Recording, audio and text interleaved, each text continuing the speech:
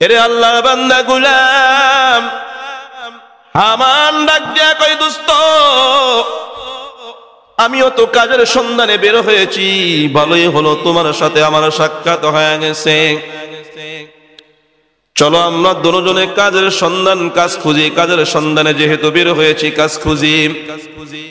ফিরাউন, বলকের অধিবাসী ফিরাউন নিতান্তই অসহায়। তার নাম হলো, কেউ বলেন কামুস, কেউ বলেন ওয়ালিদ। বাবার নাম হলো মাসআব, দাদার নাম হলো রাইয়ান। ওয়ালিদ ইবনে মাসআব ইবনে রাইয়ান। ফিরাউনের নাম হলো ওয়ালিদ বা কামুস। ফিরাউন আর হামান কাজের সন্ধানে বের হয়ে হাঁটতেছে, কোথাও কাজ পায় না। ওইদিকে পকেটও টাকা নাই, সাথেও কোনো খাবার দাবারের ব্যবস্থা নাই। অনেক দূর পর্যন্ত সফর করার পর দুইজনের বড় খিদা লেগে গেছে। তাকে দেখতেছে খেতে একজন কৃষক কিতাবের ভিতরে লিখে খরমুজের কাজ করতেছে, চাষাবাদ করতেছে। মনে করেন আমাদের দেশের তরমুজ। কি তরমুজ? দুই বন্ধু মিলে কৃষকের কাছে গিয়ে বলে, চাচা পেটে বড় খিদা, খিদার জ্বালায় বাঁচি না, আমাদেরকে একটা তরমুজ দেন, আমরা খেয়ে আমাদের ক্ষুধার জ্বালা নিবারণ করি। ক্ষেতের মালিক ডাক দেয়া কয়, তোমাদেরকে দেখতে তো সুস্থ সবল মনে হয়, জোয়ান মানুষ, ভিক্ষা কেন করো? ভিক্ষা? তোমরা জোয়ান মানুষ, কাজ করে খাইতে পারো না, কেন ভিক্ষা করো? ফিরাউন ডাক দেয়া কয়, চাচা ভিক্ষা করতে তো আর বাইরে হই নেই, ভিক্ষা করার জন্য বাসা থেকে বের হই নেই, দেশ থেকে বের হই নেই। আমরা তো বের হয়েছি কাজের সন্ধানে, কোনো কাজ খুঁজে পাই না। প্রতিমধ্যে চলতে চলতে ক্ষুধা লেগে গেছে, ক্ষুধার সহ্য করতে পারি না। দেখবেন বেশি ক্ষুধা লাগলে তখন কিন্তু মাথা চক্কর মারে। কথা বলেন ঠিক কিনা? এরে আল্লাহর বান্দা গোলাম, ফিরাউন এবং হামান বলক থেকে হাঁটতে হাঁটতে মিশরের এরিয়ার ভিতরে ঢুকে যায়। খরমুজের ওই কৃষকের কাছে তাদের সাক্ষাৎ হয়ে যায়। কৃষকের সাথে সাক্ষাৎ হওয়ার পরে কৃষক যখন এই কথা বললেন, ফিরাউনকে যখন কৃষক বলল, তোমরা কাজ করে খেতে পারো না? ফিরাউন বলে, কাজে তো কেউ নেয় না। ওই কৃষকের একজন কাজের লোক প্রয়োজন। সে ডাক দেয়া বলে, যুবক তুমি কি আমার কাজ করবানি? আমার এই তরমুজগুলো তুমি বাজারে নিয়ে বিক্রি করো। তরমুজগুলো নিয়ে ফিরাউন বাজারে বিক্রি করতে চলে গেছে। বাজারে বিক্রি করতে নিয়ে যাওয়ার পর ক্রেতারা যখন কেনার জন্য আসছে, ক্রেতারা তরমুজ কেনার পর ডাক দিয়া কয়, আমরা তরমুজ কিনার সাথে সাথে টাকা দেই না, তরমুজ বিক্রি কইরা তারপরে টাকা পরিশোধ করি। ফিরাউনের কাছে বিষয়টা ভালো লাগে না। বাকিতে বিক্রি করলে অনেক সময় ফাঁকিবাজির সুযোগ হয়। কথা গণ ঠিক কিনা? এরে আল্লাহর বান্দা গোলাম, ফিরাউন তরমুজ বিক্রি কইরা মালিকের কাছে যখন আসছে, হিসাব নিকাশ নিয়ে দেখে তরমুজ ভালো দামেই বিক্রি করেছে। পাইকার যারা, তারা ওই মালিকের পরিচিত, পরবর্তীতে টাকা দিয়া দেবে। মালিক বড় খুশি হয়ে গেছে। এই যুবকটা তো বড় বিচক্ষণ, চালাক, এরে যদি কাজে লাগাইতে পারি আমার ব্যবসায় বড় লাভ হবে। ডাক দেয়া কয়, রে যুবক তুমি কি আমার কাজ করবানি? তুমি আমার কাজের স্থায়ী কাজের, আমার কাজের কর্মচারী হয়ে যাও। ফিরাউন তার বন্ধু হামানকে ডাক দেয়া কয়, হামান এই কাজটা আমার কাছে তেমন ভালো লাগে না, আমার টার্গেট হলো অন্য কিছু। বলে, তোমার টার্গেট কি? আমার টার্গেট হলো মিশরের সবচাইতে দামি চেয়ারে বসা। টার্গেট কি? হে কিন্তু বলকের মিশরের দামি চেয়ারে বসার কি করে ইচ্ছা করে, টার্গেট করে। হামান ডাক দেয়া কয়, বন্ধু চাইলেই তো আর এত বড় চেয়ারে বসা যায় না, আগে নিচ থেকে আস্তে আস্তে উঠতে হয়, এক লাফে তো আর গাছে উঠা যায় না, আগে গাছের গোড়া ধরতে হয়। কথা বলেন ঠিক নেই? এরে আল্লাহর বান্দা গোলাম, ফিরাউন ওই কৃষকের কাজ না কইরা হামানকে সঙ্গে নিয়ে মিশরের রাজদরবারের দিকে যায়। রাজ দরবারে গিয়া রাজাকে সালাম দিয়ে বলে, রাজা মশাই, আমরা দুইজন বন্ধু বেকার মানুষ কাজের সন্ধানে এসেছি আমাদের বাড়ি অমুক জায়গায়। রাজ দরবারে কোনো যদি গুরুত্বপূর্ণ কাজ থাকে তাহলে আমাকে একটা কাজ দেন। রাজা যুবকের দিকে তাকায় দেখে, ফিরআউনের দিকে তাকায় দেখে লোকটা বড় বিচক্ষণ হবে, অনেক মানুষের চেহারা দেখলেই বোঝা যায় কেমন হইতে পারে। কথা বলেন ঠিক কিনা? কয় তুমি কি কাজ করতে চাও? ফিরআউন ডাক দেয়া কয়, রাজা আমি মিশরের গোরস্থানের দায়িত্ব নিতে চাই, আমার অনুমতি ছাড়া মিশরের গোরস্থানে কেউ কোনো লাশ দাফন করতে পারবে না। ওই ঠিক আছে, তোমাকে মিশরের গোরস্থানের দায়িত্ব দিয়া দিলাম। মিশরের গোরস্থানের প্রধান দায়িত্ব থেকে যখন নিয়োগ করা হয়, এবার সে দায়িত্ব পেয়ে ঘোষণা দিয়া দেয়, আজকের পর থেকে মিশরের এই গোরস্থানে কেউ কোনো লাশ দাফন করতে হলে আমাকে একটা করে স্বর্ণ মুদ্রা দেওয়া লাগবে। কয়টা স্বর্ণ মুদ্রা? এক টাকা না, একটা স্বর্ণ মুদ্রা, অনেক দাম। ঘোষণা হয়ে গেল, দায়িত্বশীল ক্ষমতায় বসছে, এখন তো তার ঘোষণা সভা, তার আদেশ সবাই মানতে হবে। আল্লাহর কি কুদরত! ওই বছর মিশরের ভিতরে প্লেগ রোগ শুরু হয়ে গেছে, মহামারী শুরু হয়ে গেছে। প্লেগ রোগে অনেক মানুষ, মিশরের অনেক মানুষ মারা যায়। ফেরাউনের ব্যবসাটাও খুব চাঙ্গে। কথা কন ঠিক কিনা?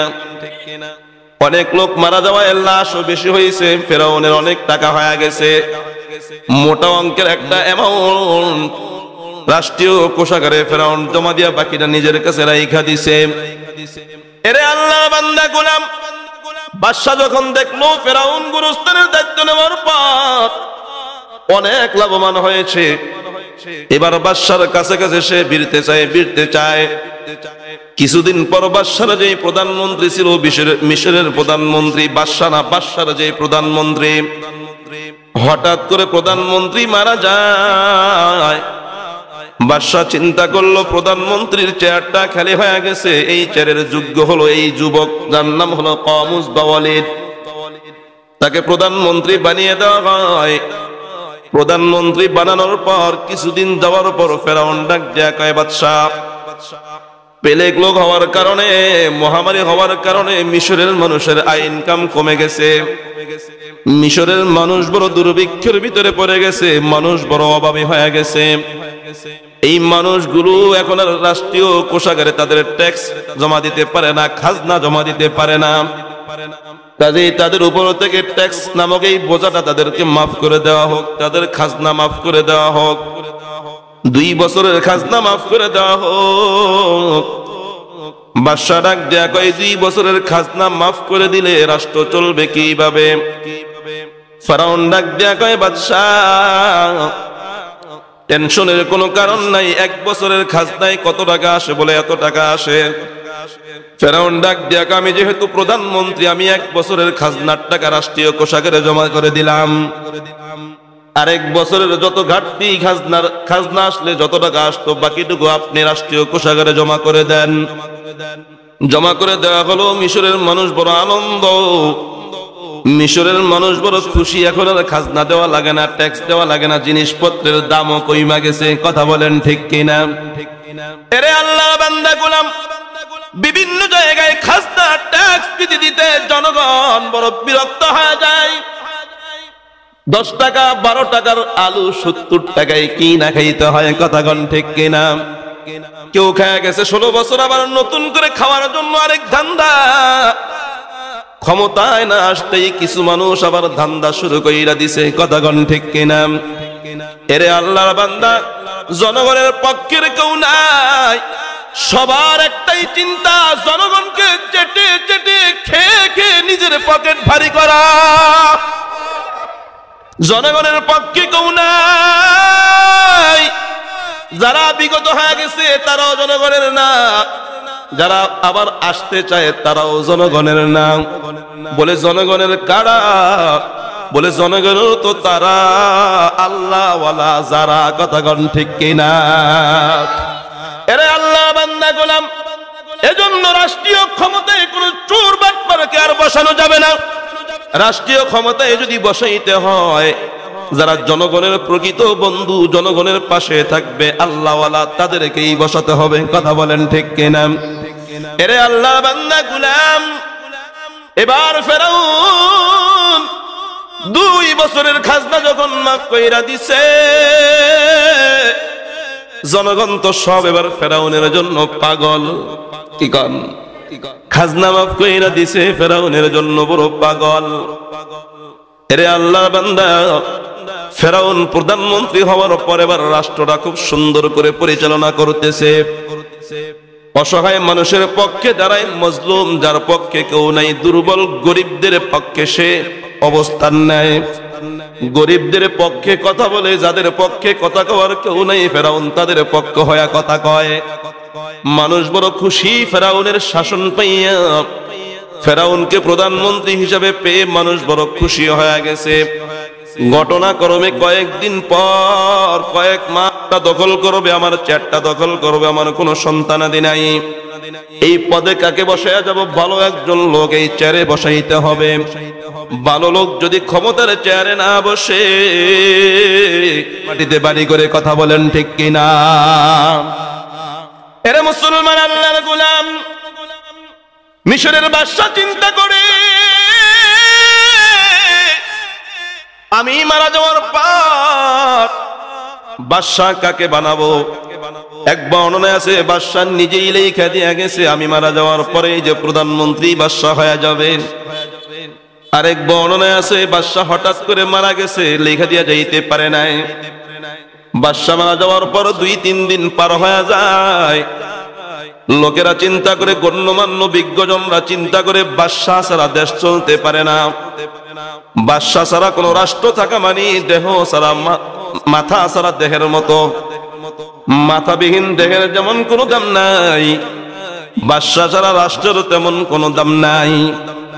এরে আল্লাহর বান্দা গুলাম, এজন্য বিজ্ঞজনরা বসে পরামর্শ করলো কাকে কাকে আমাদের বাদশা বানানো যায়।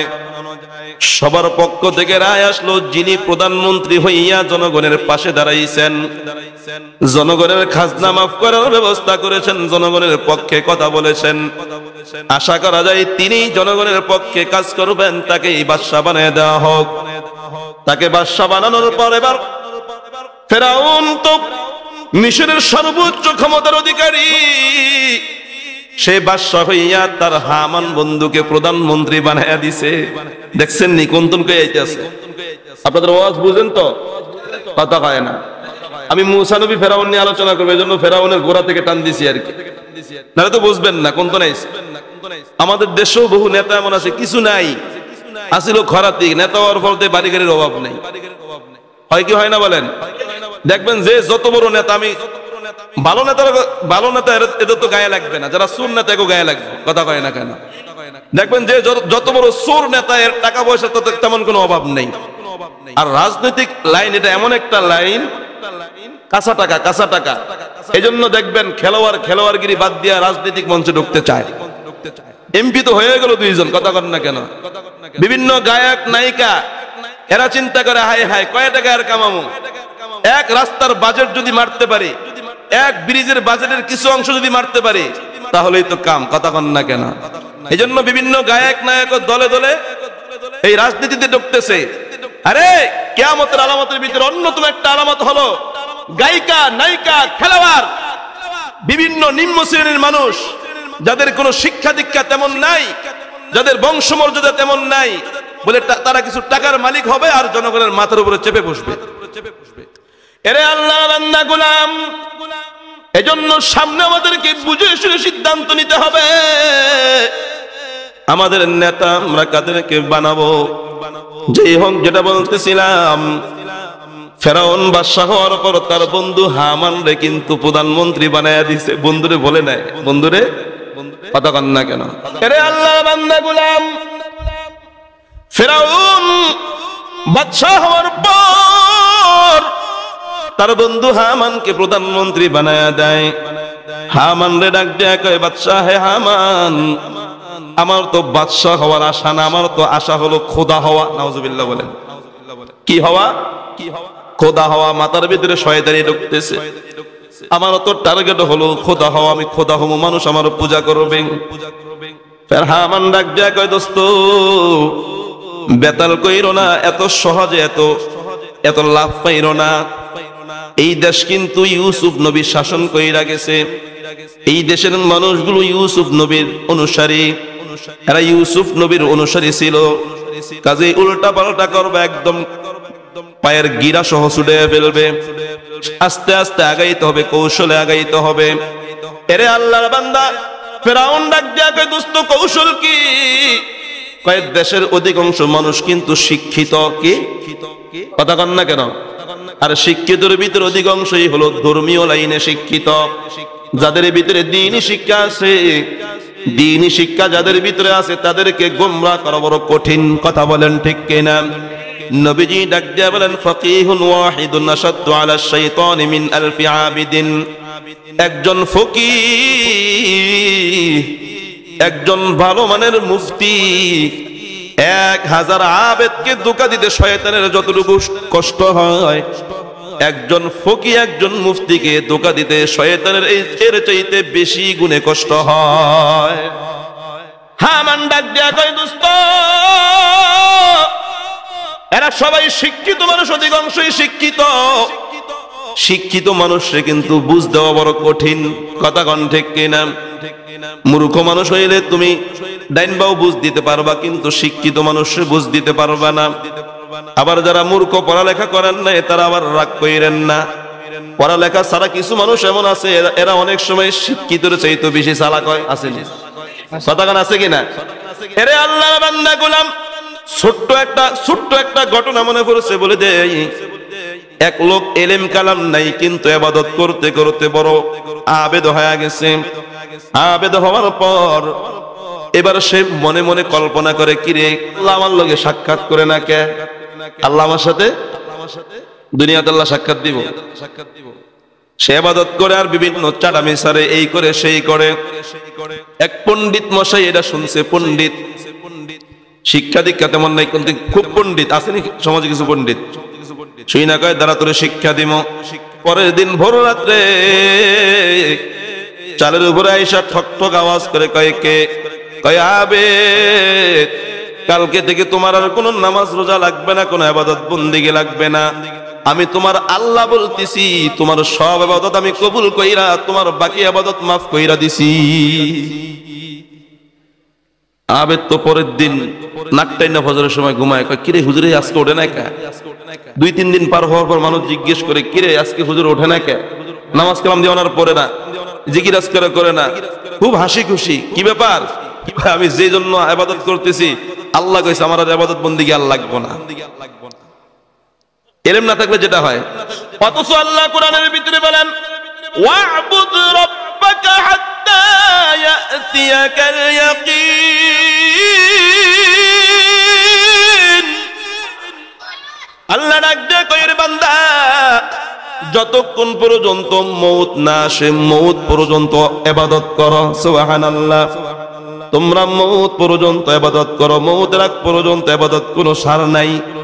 এরে আল্লাহর বান্দা গোলাম, এবার 3 দিন পার হওয়ার পর আরেকদিন শেষ রাতের মাঝামাঝি সময় একজন ওই পণ্ডিত আয়েশা কয়, এ আমার বান্দা, এ আল্লাহর বান্দা, আমি আল্লাহর পক্ষ থেকে জিবরাইল আসছি তোমাকে নেওয়ার জন্য।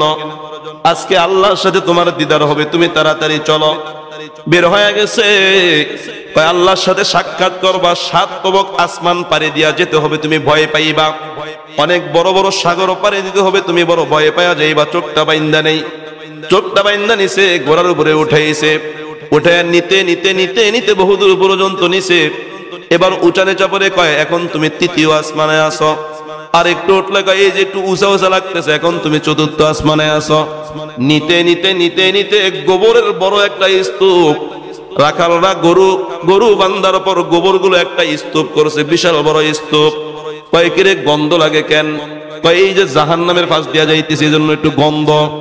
নিতে নিতে গোবরের স্তূপের উপর উঠায়া ওখানে রাইখে দেয়া কয়, তুমি একটু থাকো, আমি আল্লাহর সাথে কথা বইলা তোমার বাকি ঢুক নিতেছি। ওখানে রাইখা নিচে নাইমা কয়, পাগলা তুই তো জানোস না দুনিয়াতে ইবাদত করলে আল্লাহ কখনো বান্দার সাথে সাক্ষাৎ করে না। তোর মতো মূর্খ অহংকারীর জন্য গোবরের স্তূপেই হইল তোর আল্লাহর সাথে সাক্ষাৎ। এরে আল্লাহ বান্দা গোলাম হামান ডাক দিয়া কয়, দোস্ত ফেরাউন, যদি তুমি মিশরের মানুষকে বোকা বানাইতে হয় তাহলে এদেরকে সব মূর্খ বানাইয়া দিতে হবে, লেখাপড়া বন্ধ করে দিতে হবে। বলে লেখাপড়া হঠাৎ করে বন্ধ করলেই তো পিড়া পড়বে আর আন্দোলন চলবে, কথা বলেন ঠিক কিনা?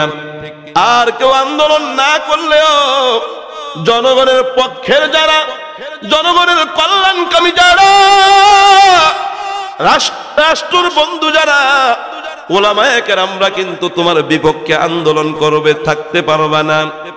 কাজেই তুমি আস্তে আস্তে কৌশলে আগাইতে হবে। বলে কি করতে হবে? কয় তুমি শিক্ষা খাতের বাজেটটা কমায়া দাও। কোন খাতের? শিক্ষা খাতের বাজেটটা কমায়া দাও। শিক্ষা খাতের বাজেট কমায়া দিয়া এরপর আস্তে আস্তে আইন করে দিল ধর্মীয় কোনো শিক্ষা থাকতে পারবে না। রাষ্ট্রীয় টাকায় মাদ্রাসার লাইনে, দ্বীনি লাইনে ধর্মীয় কোনো শিক্ষা দেওয়া হবে না। যেমনটা আমাদের বাংলাদেশে চলে রে বাবা, স্কুল কলেজ ইউনিভার্সিটিতে রাষ্ট্রীয় মোটা অঙ্কের টাকা বাজেট হয়।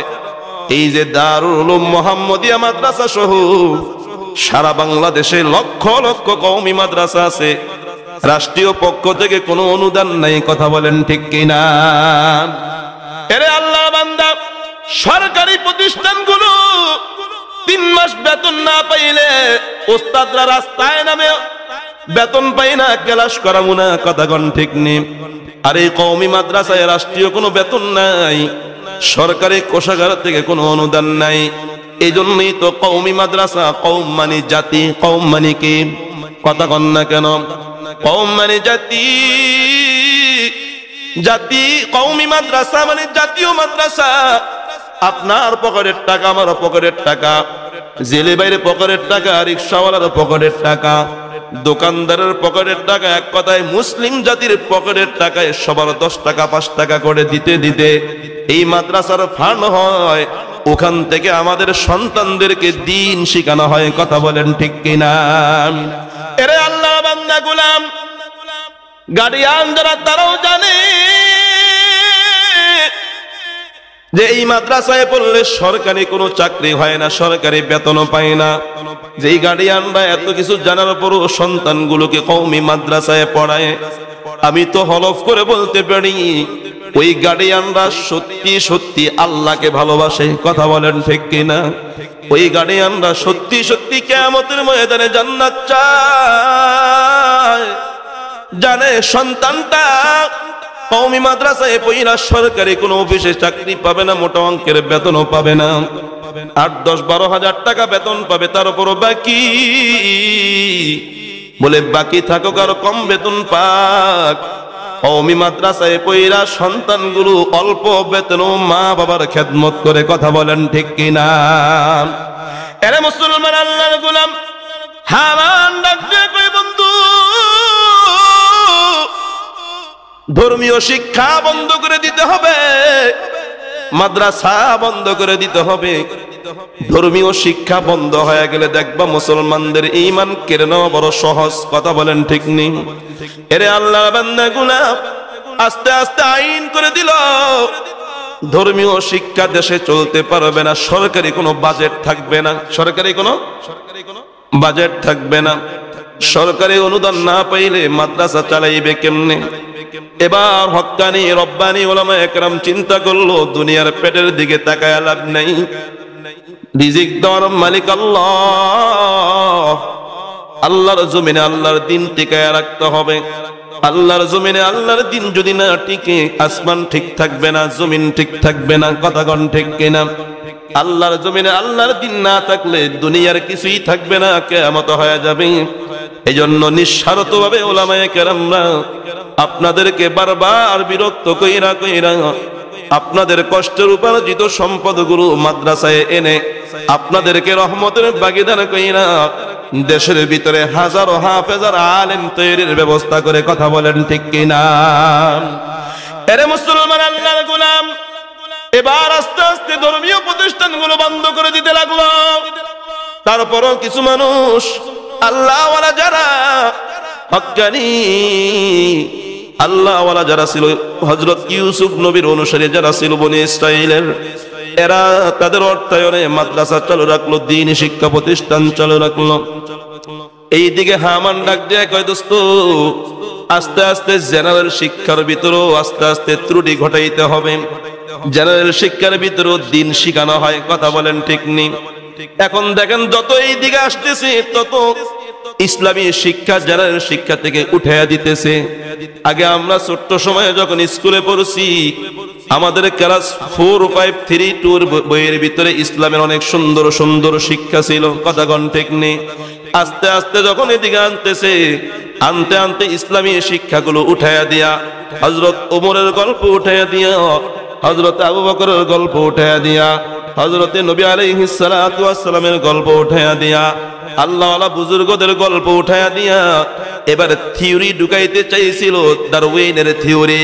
কয় মানুষ আগে মানুষ ছিল না, মানুষের আদি পিতা আদম না, মানুষ মূল ছিল বানর। লাফাইতে লাফাইতে গাছের সাথে গসা খাইতে খাইতে বানরের লেজ পইরা গেছে আর পশম গুলো পইরা গেছে। লেজ আর পশম পইরা যাওয়ার পর বানরটা মানুষ হয়ে গেছে। এই বুলবাল এই বদাকিদা মুসলমানদের সন্তানদেরকে শিক্ষা দেওয়ার এক চেষ্টা চালিয়েছিল, কথা বলেন ঠিক কিনা? চেষ্টা কইরা তারা এই সিলেবাসের ভিতরে ঢুকাইও দিয়েছিল। শুধু তাই না রে বাবা, এরে আল্লাহ বান্দা, ছেলে মেয়ে জৈবিক চাহিদা কেমনে পূরণ করবে, বলে সেক্স কেমনে করবে সেটাও শিখাইয়া দিতেছে। বলে এগুলো তো শিখানো লাগে না। বলে কেন শেখায়?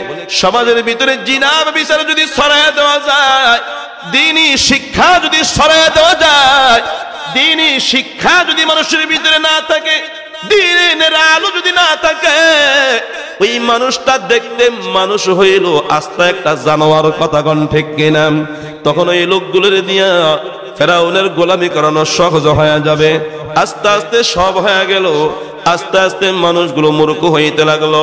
ফেরাউন ঘোষণা দিল, এখন আর পড়াশোনার দরকার নাই। এখন যারা পড়াশোনা করবে না, বেকার থাকবে, পড়বে না, তাদেরকে রাষ্ট্রীয়ভাবে একটা বেতন দেওয়া হবে। না পইরা বেতন পাইবা, না পইরা, কথা কন না কেন? না পইরা বেতন পাইবা, ভাতা পাইবা। এবার ছাত্ররা চিন্তা করলো, এত কষ্ট কইরা পড়াশোনা করার দরকার কি? ভাতা তো পাইতে আছে, কাজেই পড়াশোনার দরকার নাই। রাষ্ট্রীয় কোষাগার থেকে বেতন পাওয়ার পর এবার ছাত্ররা পড়াশোনা ছেড়ে দিছে।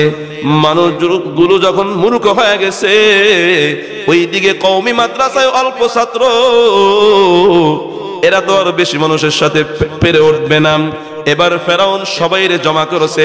ফাহাশারা ফানাদা ফাকালা আনা রাব্বুকুমুল আ'লা। এরে আল্লাহ বান্দা গোলাম, এর আগে ফেরাউন মূর্তি পূজা করার জন্য সবাইরে অনুমতি দিয়া দিছে, তোমরা সবাই মূর্তি পূজা করো। এক সময় মূর্তিগুলোর ঘরে এগুলো সব ভেঙ্গে ফেলো। ভেঙ্গে ফেলার পর এবার সবাইরে ঘোষণা করে এরা কয়, আমি হইলাম তোমাদের বড় খোদা, আমি হইলাম তোমাদের রব। জোরে জোরে বলেন নাউজুবিল্লাহ। এরে আল্লাহ বান্দা গোলাম, কিপ্তিরা যারা ছিল সবাই এক বাক্যে ফেরাউনকে আল্লাহ বলে স্বীকার করেছে। নাউজুবিল্লাহ বলেন। আমাদের রব কে? আওয়াজ দিয়ে বলেন কে? আমাদের রব হলেন আল্লাহ। বলেন আল্লাহ। আমাদের রব হইলেন আল্লাহ। কুল কায়নাত সৃষ্টি করেছেন কে? এবার ফেরাউন যখন খোদাই দাবি করছে, কিপ্তি গোষ্ঠী, কিপ্তির সবাই, কিপ্তি বাহিনী সবাই ফেরাউনকে খোদা বলে স্বীকার করেছে। বনি ইসরাইল ফেরাউনকে খোদা মানে না। কি মানে না? কথা বলেন। এবার বনি ইসরাইলদের প্রতি তার অত্যাচার শুরু হয়ে গেছে। এরে আল্লাহ বান্দা গোলাম, ফেরাউন যখন নিজেকে খোদা দাবি করলো, খোদা দাবি করার পর মানুষ যখন বিভিন্ন সমস্যার সম্মুখীন হয়, সমস্যার সম্মুখীন হওয়ার পর খোদার কাছে আসে সমাধানের জন্য। কিতাবের ভিতরে লিখে, তার সিংহাসনের দুই পাশে দুইটা গাছ ছিল, আবার কেউ বলে বিভিন্ন নহর ছিল, ঝর্ণা ছিল। ওই গাছের পাতা দিয়ে মানুষদেরকে বিভিন্ন চিকিৎসা করাইতো। আর ভাই, কৃষকরা বিপদে পড়ে গেছে, পানি ছাড়া চাষাবাদ কেমনি করবে? সবাই মিলে তাদের ভণ্ড খোদার কাছে এসে কয় আপনি না আমাদের খোদা রব, সত্যি সত্যি যদি আপনি রব হয়ে থাকেন তাহলে আমাদের জন্য পানির ব্যবস্থা করেন, যদি পানির ব্যবস্থা করতে পারেন তাহলে মনে করব আপনি আমাদের রব, আর যদি পানির ব্যবস্থা করতে না পারেন তাহলে মনে করব আপনি একটা ভণ্ড। ফেরাউন পয়রা গেছে বিশাল টেনশনে, কিসে? নদীতে পানি কেমন আনবো, কোন দেখে সম্ভব?